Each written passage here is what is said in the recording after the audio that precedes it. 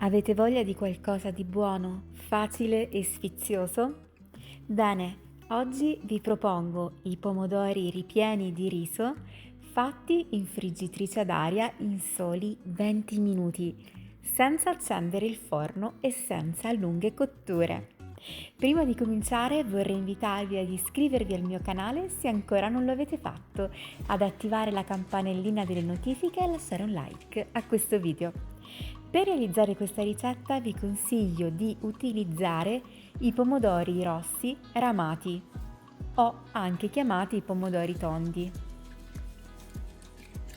Iniziamo a svuotarli, quindi rimuoviamo la calotta e dopo con un cucchiaio inseriamo la polpa all'interno di una scodella. Con un mini pinner frulliamo la polpa.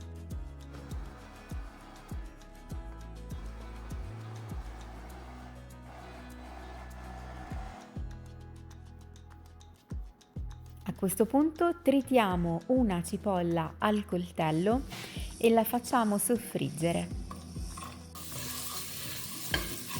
Quando è bella dorata possiamo aggiungere il riso. Come riso vi suggerisco di utilizzare un riso con dei grani a lunghezza media come il riso Roma. Quando il riso è tostato possiamo versare all'interno la polpa del pomodoro, il basilico spezzettato, sale quanto basta e lasciamo cuocere per circa 10-12 minuti, rigirando spesso. Se necessario possiamo aggiungere un goccino d'acqua. Una volta che il riso è freddo possiamo aggiungere 70 g di parmigiano grattugiato. Tagliamo a tocchetti anche la mozzarella e procediamo alla farcitura. Prima dobbiamo salare il pomodoro in modo che sia più gustoso.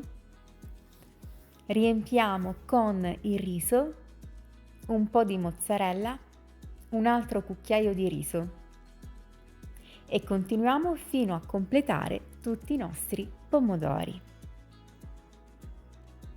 Vi ricordo inoltre che potete trovarmi anche su tutti gli altri social, vi lascio i link in descrizione.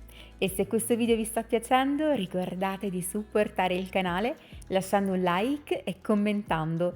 Potete anche condividere la ricetta con tutti i vostri amici cliccando su condividi. Grazie di cuore per il vostro aiuto che per me è davvero molto importante. Adesso per la cottura inseriamo i pomodori all'interno del cestello della friggitrice con un filo d'olio. Per chi non avesse la friggitrice ad aria potete utilizzare tranquillamente il forno. Un po' di pangrattato in superficie, così ci verrà una bella crosticina croccante e super golosa.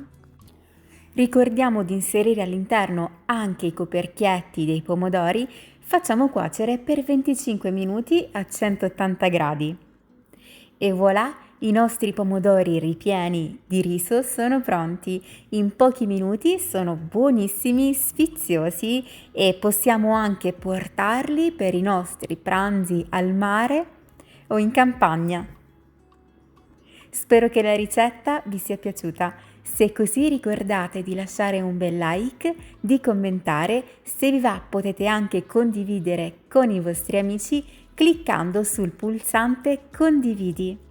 Io vi ringrazio di cuore per il vostro supporto che per me è davvero molto importante.